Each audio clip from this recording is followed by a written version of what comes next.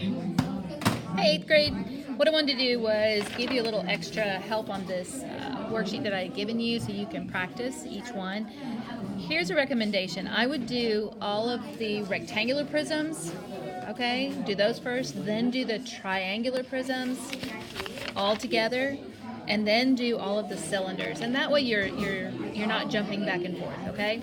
So for Tyven, who is asking me a question about this one right here for H, I'm gonna go ahead and jump to this one so that way I can answer his questions while also making a video at the same time. Are we good, Tyven? Hey, Tyven, can I borrow your calculator? Awesome, thank you. Okay, so Tyven, what he did is he used this rectangle as his base. And remember that when we have a rectangular prism, you can use multiple bases. So for example, if I want to use this one, the bottom, I would use the top as my other base. Remember that the bases are directly parallel to each other, parallel planes, okay? So I could use this small one and this small one. But what we've done is we decided to use this one. This is my base. And so my formula, I know that it's a prism, and I'm going to look up surface area. I know it's a prism. Everything is a prism if it's not a cylinder.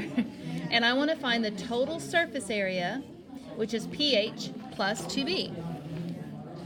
Okay, so the total surface area equals perimeter times the height plus 2b. And I know that, so I also need the height of my prism. Okay, this is extremely important. The height of the prism is what connects your two bases, okay? And that's why I put my squiggly. So if I have a bottom base and a top base, that little bitty part right here is what connects it, not this, okay? This would be my height if this was my base, okay? Big difference. So I need to go off and find my perimeter, and I also need to find my area of my base. So if you notice, I'm going to go ahead and just do the area first, okay? Because they give us two numbers, and all you do is you multiply them. So 2 times 7, and that equals 14. Perimeter's a little bit different, okay? I'm going to add all of the sides. So if this side is 2, that means that this is 2. If this is 7, then this is 7.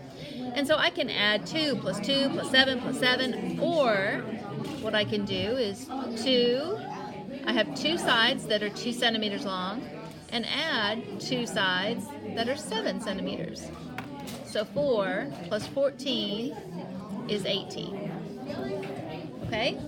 Now I need to substitute the values into my original equation. My perimeter is 18. I know that the height of my prism is a 2. It's a 1. Okay, it gives it here, and whenever you have a rectangular prism, the height is always going to be the same.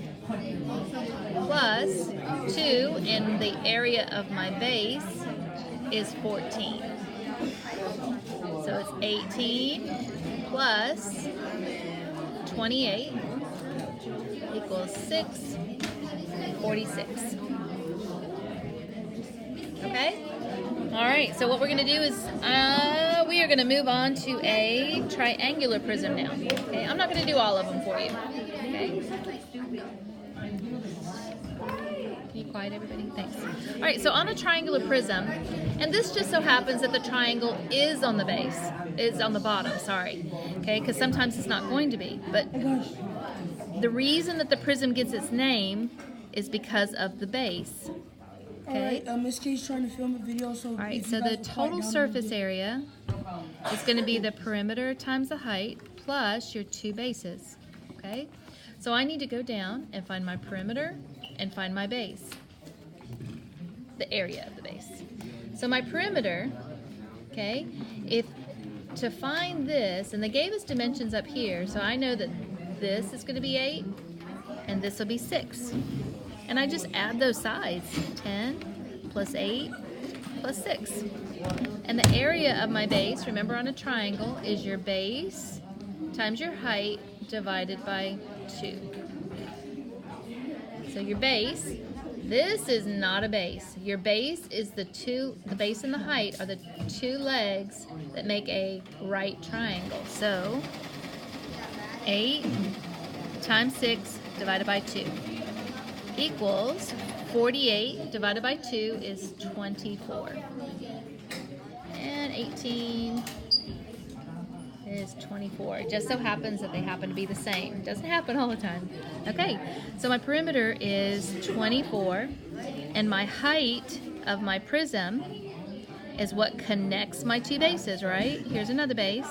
So it's the distance, it's 5, plus 2 times 24.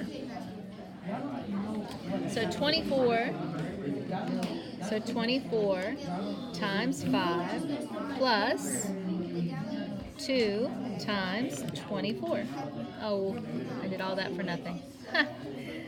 So 24 times 5 plus 2 times 24